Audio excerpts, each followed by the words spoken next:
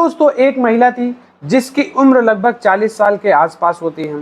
पेशे से वो डॉक्टर होती है और तलाकशुदा भी होती है।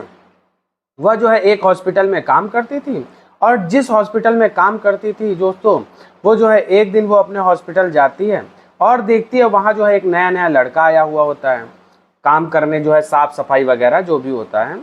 तो वो देखती है तो उसको देखकर जो है दंग रह जाती है और जो है उसको एक टक निगाहों से देखती है, क्योंकि उस लड़के की उम्र जो है बहुत ही कम होती है। वो लड़का जो है 21-22 साल का होता है। पढ़ाई करने की उम्र में पूरे हॉस्पिटल में जो है पोछा वगैरह मार रहा होता है। दोस्तों महिला कुछ देर तक तो जो उसको देखती रहती है, लेकिन उसके बाद अपने काम पर लग जाती है। अगले दिन आती है और उस लड़के से बात करने का प्रयास करती है। उसे अपने पास बुलाती है और कहती है, एक बात बताओ, अभी तुम्हारी पढ़ाई करने की उम्र है और इस उम्र में तुम जो है झाड़ू पोछा वगैरह कर रहे हो, तो साफ सफाई कर रहे हो, ऐसी क्या बात है। तो दोस्तों उसकी जो है जो परेशानियां होती है वह अपनी सारी परेशानियां बताता है। वो सुन करके जो है काफ़ी घबरा जाती है। उस लड़के के बदन पर ना अच्छे से कपड़े थे और जो है ना खाने को थे, वही फटे पुराने वगैरह कपड़े जो है पहना करता था। ठंडी का महीना था। वो कहती कि तुम्हारे पास, हमको लग रहा है अभी कपड़े नहीं हैं। वो जो है लड़का शर्माते हुए बोलता है कि नहीं मैडम, कपड़े तो नहीं हैं, तो यही सब साफ़ सफाई वगैरह करूँगा, जो कुछ भी मिलेगा पैसे वैसे उससे ले लूँगा। तो जो है अब उसमें जो है कपड़े वगैरह देखा तो उसको जो है अब इसकी हालत तो बहुत ज़्यादा ख़राब थी। तो लेडीज़ डॉक्टर होती है, वो कहती है एक काम करो, शाम को तुम मेरे साथ मेरे घर चलना, ठीक है। अब शाम को उसको अपने साथ घर ले जाती है, क्योंकि घर पर अकेली रहती थी। उसका पति जो है उससे अलग हो गया, तो डाइवोर्स हो गया था। पति के उससे जो है जमती नहीं थी, जिसकी वजह से दोनों तलाक ले दिए थे। अब घर जाने के बाद दोस्तों उस लड़के के साथ जो होता है, जो उर्मिला होती है, उस लड़के को जो है सपने में नहीं सोचा होगा, तो उसने उम्मीद भी नहीं लगाई थी कि उसके साथ ऐसा भी कुछ हो जाएगा। वो बिल्कुल, आप यकीन नहीं मानेंगे कि उस लड़के के साथ क्या हो जाए। तो दोस्तों आइए पूरी कहानी में जानने का प्रयास करते हैं, लेकिन उससे पहले जो हमारे नए दर्शक हैं उनसे हाथ जोड़ के निवेदन है, कृपया चैनल को सब्सक्राइब कर लें और वीडियो को लाइक कर दें।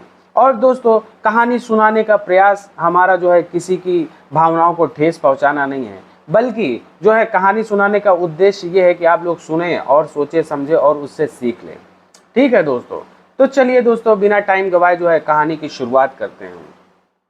आज जो मैं आपके सामने घटना लेकर के आया हूँ, यह मध्य प्रदेश की राजधानी भोपाल की है और यहाँ पर एक हॉस्पिटल था जिसका नाम आरोग्यम हॉस्पिटल था। इसी अस्पताल में एक महिला काम करती थी जो कि पेशे से डॉक्टर थी। नाम था शीतल। उम्र लगभग जो है 40 साल के आसपास होती है। दोस्तों शीतल का जो पति होता है जिसका नाम अजय था, अजय वह भी एक डॉक्टर था, लेकिन अक्सर दोनों जो है शादी के बाद जो है स्थितियां बिगड़ जाती हैं। अजय जो था वो नशा आदि का बहुत बड़ा शौकीन था। जब भी हॉस्पिटल में आता खूब दारू शराब पी करके आता था। दोनों में जो है बहुत झगड़ा होता था। मात्र शादी के 2 साल जो है हुए थे और इन दोनों में बहुत ज़्यादा लड़ाई झगड़ा होने लगा। तो 2 साल बाद ही जो है लोगों ने तलाक वगैरह ले लिया और अलग रहने लगे। और अजय को एक लड़की पसंद आ गई थी। किसी और के साथ वो शादी करना चाह रहा था और उसने अपना घर भी बसा लिया था। लेकिन जो शीतल थी वो शायद जो है अब किसी और पुरुष पर जो है उसका भरोसा उठ चुका था। वो शादी वगैरह नहीं करना चाहती थी, वो आज़ाद ज़िंदगी जीना चाहते थे। उसकी जो भी ज़रूरतें होती थी वो जो है पूरा करती रहती थी। लेकिन अब वो ऐसी ज़िंदगी जीना चाहती थी, ना कोई उसको टोकने वाला हो, ना रोकने वाला हो, ना कोई पूछने वाला हो कब कहाँ जा रही हो, क्या कर रही हो।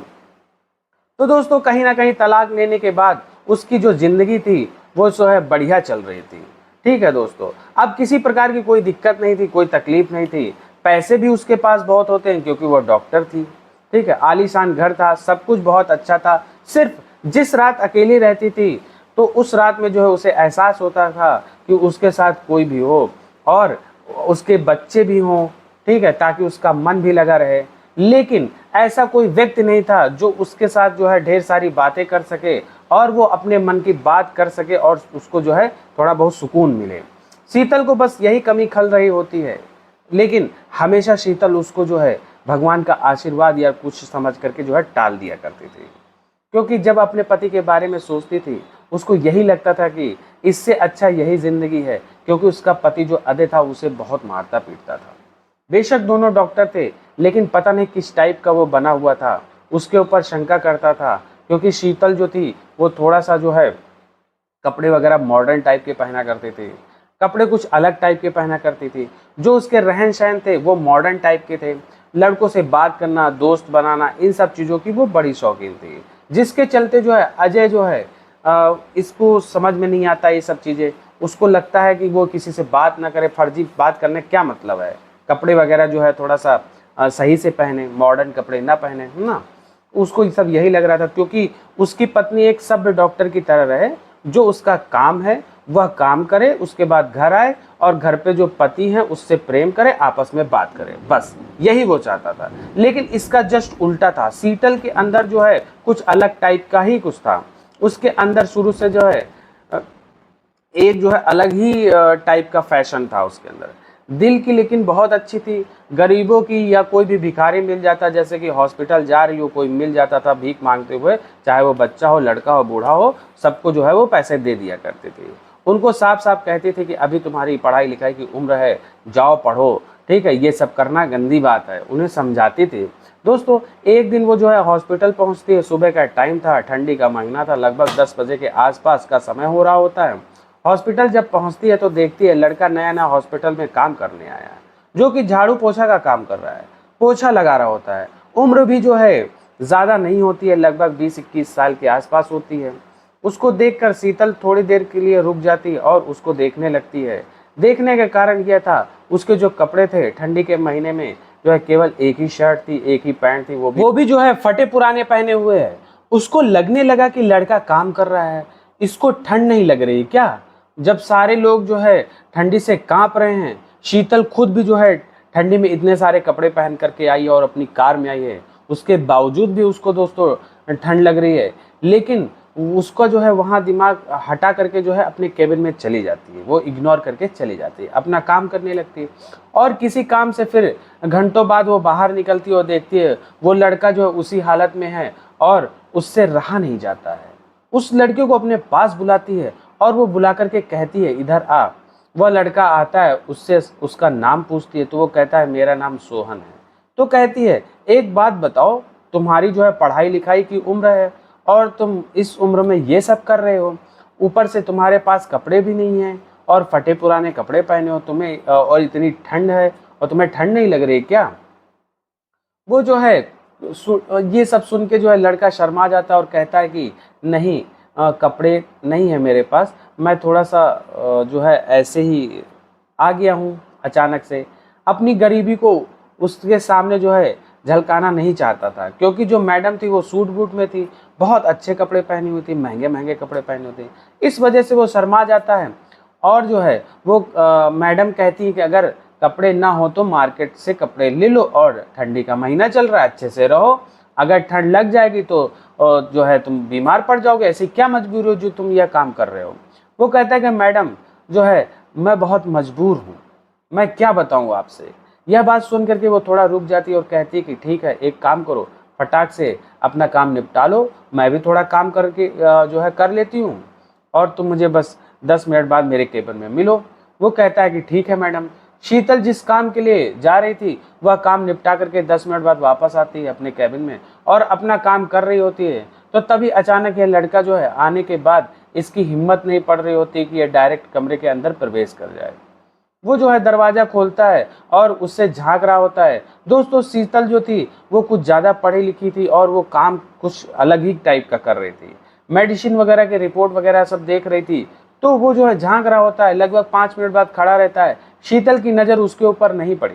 उसको लगा कि हो सकता है कि मैडम का जो दिमाग है किसी काम में डाइवर्ट है और मुझे जो है अब नहीं जाना चाहिए। जैसे ही वो जाने का प्रयास करता है तब तक शीतल की नज़र पड़ जाती है और कहता है कि कहती हैं मैडम कि अरे सोहन तुम आ जाओ, तुम कब आए? तो वो कहता है मैडम मुझे आए हुए 5 मिनट तो हो गए हैं। तो वो कहती कि 5 मिनट तुम दरवाजे के पास खड़े हो, अंदर क्यों नहीं आए? सोहन कहता है कि मैडम आप काम कर रही थी, मैं आपको डिस्टर्ब नहीं करना चाहता था, इसलिए जो है मैं आया नहीं। तो वो मैडम कहते हैं काम ही तो कर रही थी ना, तो क्या हुआ, तुम आ सकते हो। और तुमको तो मैं बुलाई भी थी, ऊपर से तुम तो वैसे भी हॉस्पिटल के जो है कोने कोने में जा सकते हो, तुम्हारा काम ही ऐसा है, इसमें शर्माने की क्या बात है, तुम्हें आ जाना चाहिए था। दोस्तों वो इतना सुनते ही जो है उसको बहुत अच्छा लगा, चलो कम से कम मैडम ने गरीबों की इज्जत करनी तो सीखी है और वो बढ़िया अच्छे से बोल भी रही हैं। तो सोहन से कहती कि एक बात बताओ, तुम पढ़ाई क्यों नहीं करते हो? अभी तुम्हारी पढ़ाई लिखाई करने की उम्र है, पढ़ लिख कर कुछ बन जाओ, झाड़ू पोछा करने की क्या ज़रूरत है, इससे करियर थोड़ी ना बनता है।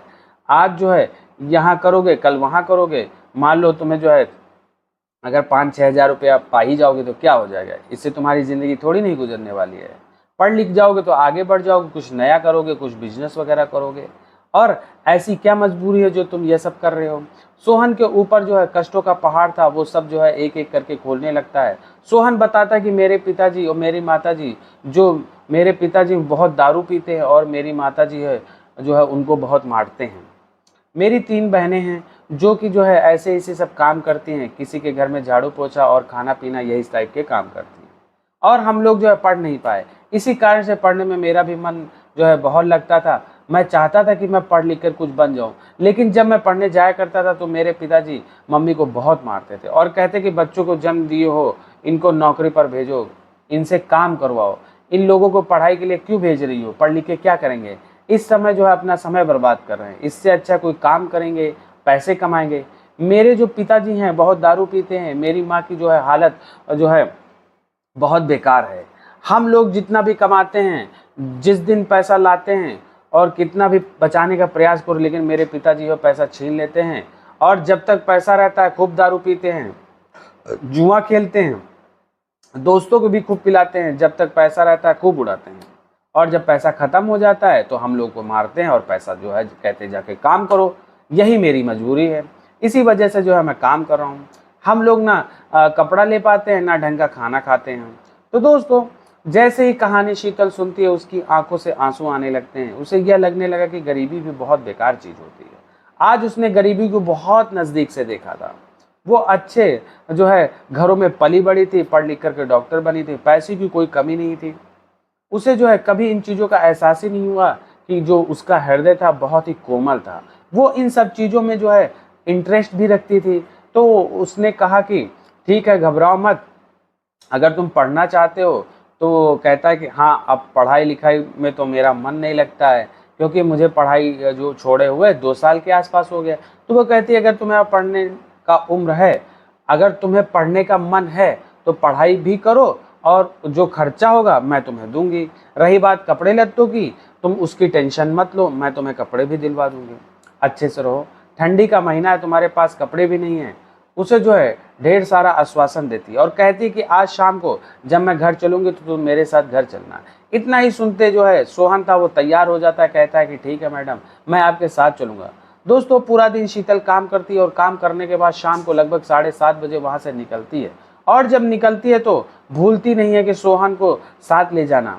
सोहन को ढूंढने लगती है, जो स्टाफ रूम होता है वहाँ काम करने वाले सब बैठे रहते हैं, सोहन भी वहाँ बैठा रहता है। वहाँ पर शीतल जाती है और जाने के बाद सोहन से कहती है कि चलो सोहन, जो है मैं घर जा रही हूँ, तुम भी मेरे साथ चलो। तो दोस्तों सोहन जो है बड़ा प्रसन्न हो जाता है और शीतल जो है वो कार में उसको बैठाती है और शीतल के साथ जो है वो घर जाता है।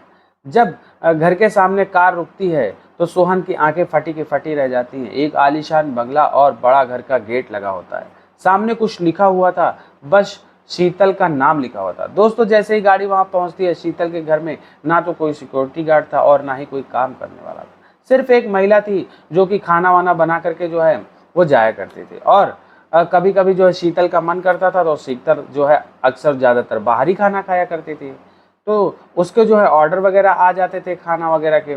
ठीक है, उसके बाद दोस्तों शीतल अंदर जाती है, सोहन भी अंदर जाता है। सोहन जब घर के अंदर प्रवेश करता है तो वो देखता है कि अस्पताल से जो है ज़्यादा उसका सुंदर घर है, बहुत बड़ा घर बना हुआ था। अंदर जाने के बाद जो है वो जो है कतराने लगता है, पैरों में जो है एक टूटी फूटी चप्पल थी। शीतल उससे कहती कि स्लीपर यहीं उतार दो और अंदर चलो, शर्माओ नहीं, यह घर अपना ही समझो।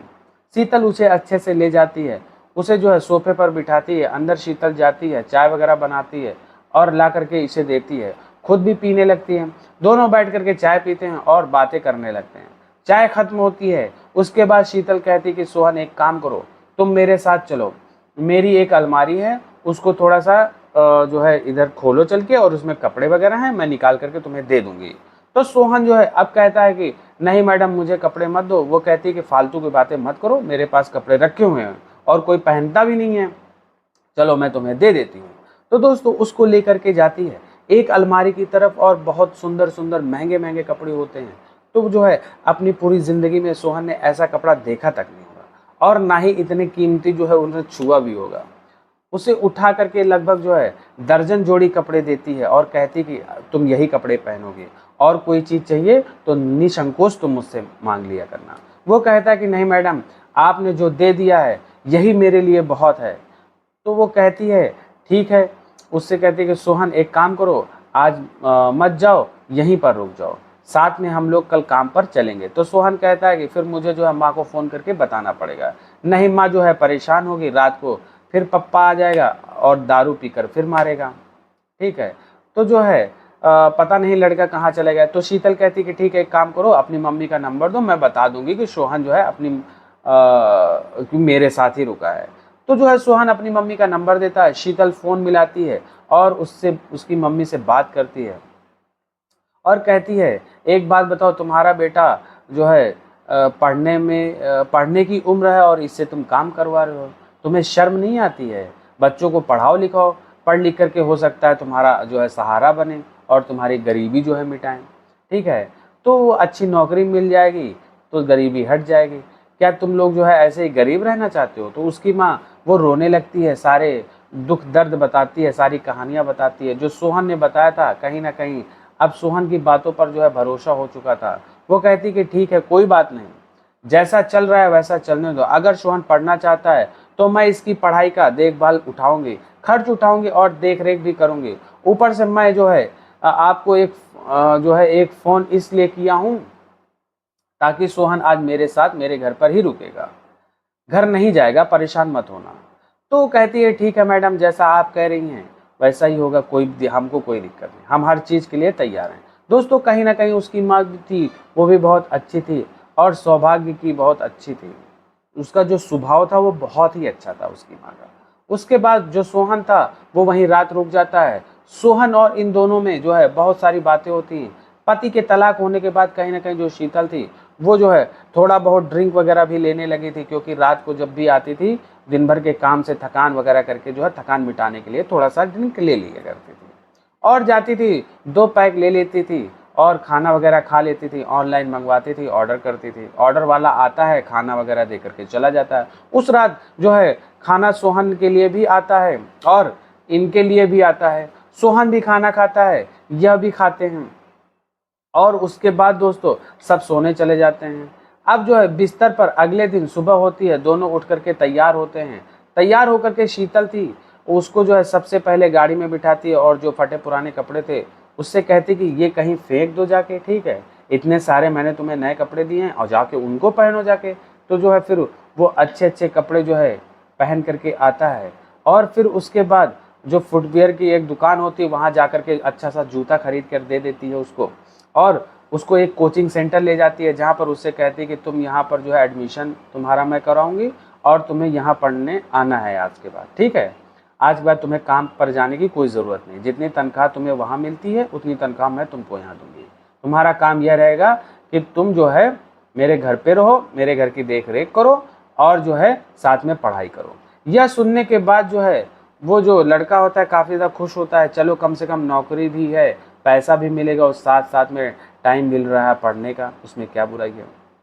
अब उसको फिर एक कॉलेज लेकर के जाती है, उनके परिचित का होता है, शीतल वहाँ जाती है और फिर जो है वहाँ लेट हो चुका था। तो वो कहते हैं कि ठीक है जो है 2-3-4 महीने बचे हैं, इसको बोलो कि जो है 1 अप्रैल के बाद नया सेशन चालू होगा तब एडमिशन करा लेना। तो वो कहती है कि ठीक है, महीने भर के लिए जो है स्कूल जाने में क्या हो ही जाएगा। अब यहीं से जो उसकी ज़िंदगी होती है वह बदलने लगती है।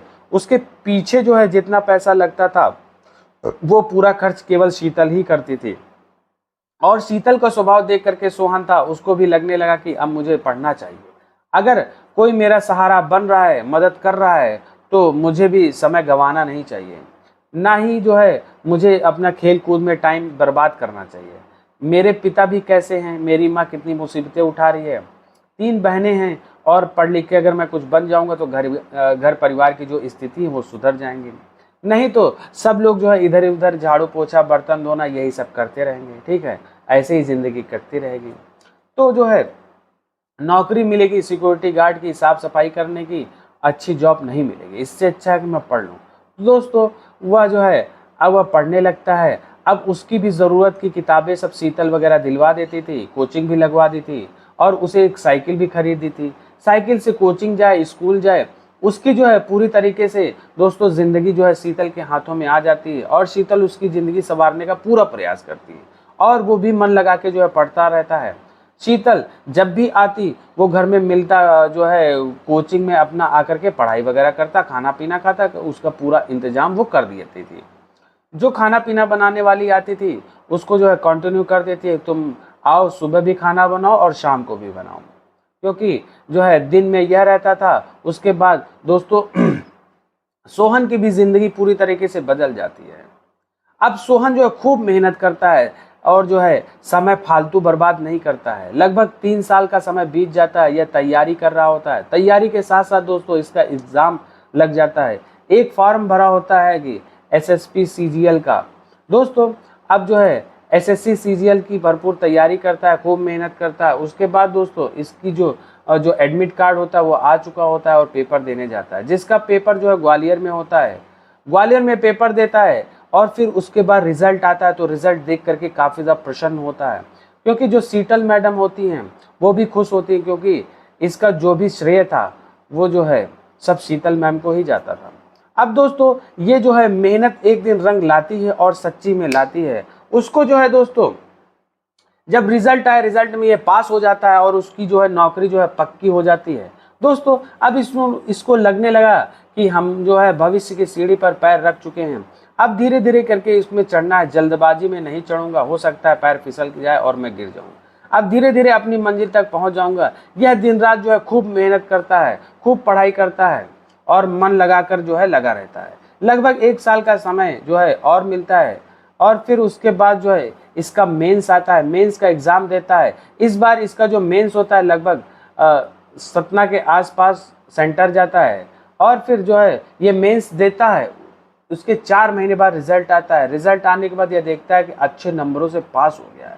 वह स्थितियां गुजरती हैं, सारे लोग बहुत खुश होते हैं, यह भी खुश होता है जब यह देखता है कि इसकी खुशी का कोई ठिकाना ही नहीं रहता है। दोस्तों यह जो है इनकम टैक्स डिपार्टमेंट में इसकी ज्वाइनिंग हो जाती है।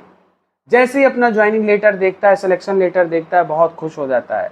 उसके जब जो है जितना शीतल खुश होती है उससे ज़्यादा इसकी माँ खुश होती है, और माँ जो है एकदम खुशी से पागल हो जाती है। बहनों में खुशी का कोई ठिकाना नहीं रहता है।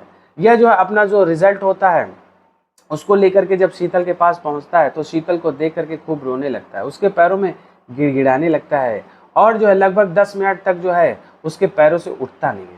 और फिर शीतल उसे उठाती है और कहती है कि क्या बात है, इतना क्यों रो रहे हो, क्या हुआ, किसी ने कुछ कहा क्या?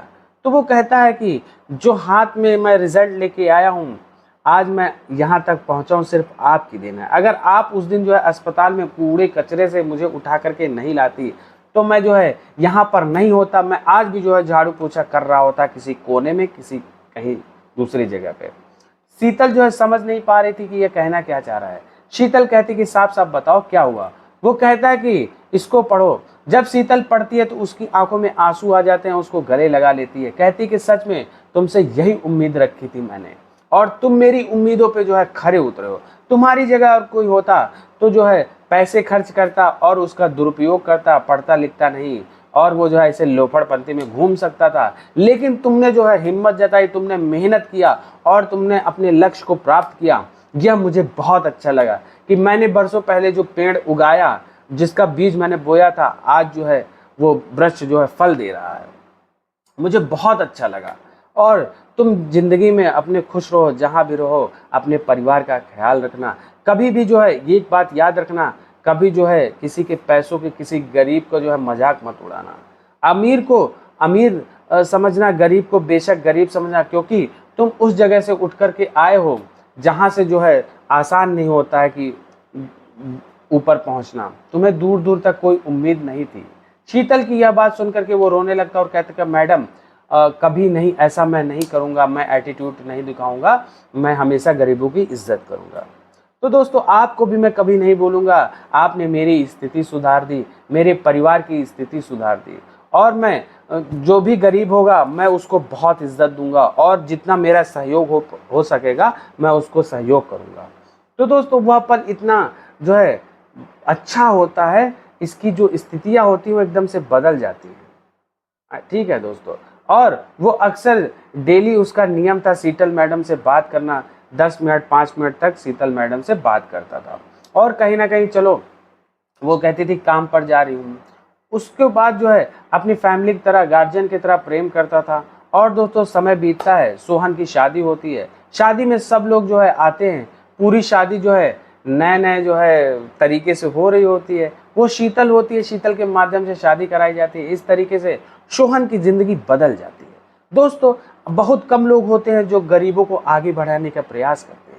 आज का वो समय है कि जो है गरीबों का इस्तेमाल करना चाहते हैं, उनका हक मारना चाहते हैं, गरीब को और गरीब बनाना चाहते हैं, और उससे जो है किसी तरीके से काम निकलवा लेते हैं। जबकि ऐसा नहीं है, बहुत सारे लोग ऐसे भी होते हैं जिनको जो है गरीबी अमीरी में फ़र्क नहीं महसूस होता है। गरीब को भी जो है बराबर इज्जत देते हैं जैसे कि अमीर को देते हैं। शायद शीतल उस लड़के को नहीं उठाती तो लड़का सच में जो है स्थिति में वहीं पड़ा रहता, झाड़ू पोछा करता, वही सब, उसी में ज़िंदगी उसकी कट जाती, पूरे परिवार जिस नरक में रह रहा था वहीं रहता। अगर दोस्तों आप किसी बड़े पद पर हैं, अगर आपके हाथ में है किसी की जीवन की भलाई करना, और लग रहा है कि मेरी वजह से किसी के परिवार में जो है रोशनी मिल सकती है, नौकरी मिल सकती है, और उसका जो है घर परिवार अच्छे से चल सकता है, उसकी स्थिति अच्छी हो सकती है, तो जो है आपको ऐसा उसका काम करना चाहिए, और किसी का काम बिगाड़ना नहीं चाहिए। और जो है अगर कोई नौकरी कर रहा है, बेचारा गरीब है, तो उसके पेट पे जो है लात नहीं मारनी चाहिए कि बेवजह जो है। आजकल देखते हैं कि कोई बेचारा नौकरी करता है, काम करता है, तो उसमें जो है राजनीति करके उसको जो है निकाल देते हैं सारे लोग। तो ऐसा मत करिए, क्योंकि गरीबी बहुत ही बेकार चीज़ होती है, और गरीबी एक श्राप होता है। तो दोस्तों आज की कहानी जो है बस सुनाने का यही उद्देश्य होता है कि ज़िंदगी में कभी हार नहीं माननी चाहिए, और जितना हो सके उतना ज़्यादा मेहनत करना चाहिए, क्योंकि मेहनत करने वालों की कभी हार नहीं होती। एक ना एक दिन मेहनत रंग जरूर लाती है। तो दोस्तों आज की कहानी आपको कैसी लगी कमेंट करके ज़रूर बताइएगा। और हाँ, अगर ये वीडियो अच्छा लगा तो प्लीज़ लाइक कर दीजिए, और चैनल को अगर जो है अभी तक आपने सब्सक्राइब नहीं किया तो प्लीज़ सब्सक्राइब कर दीजिए। आज के लिए बस इतना ही, हम लोग फिर मिलेंगे एक नई कहानी में। तब तक के लिए बाय बाय, जय हिंद।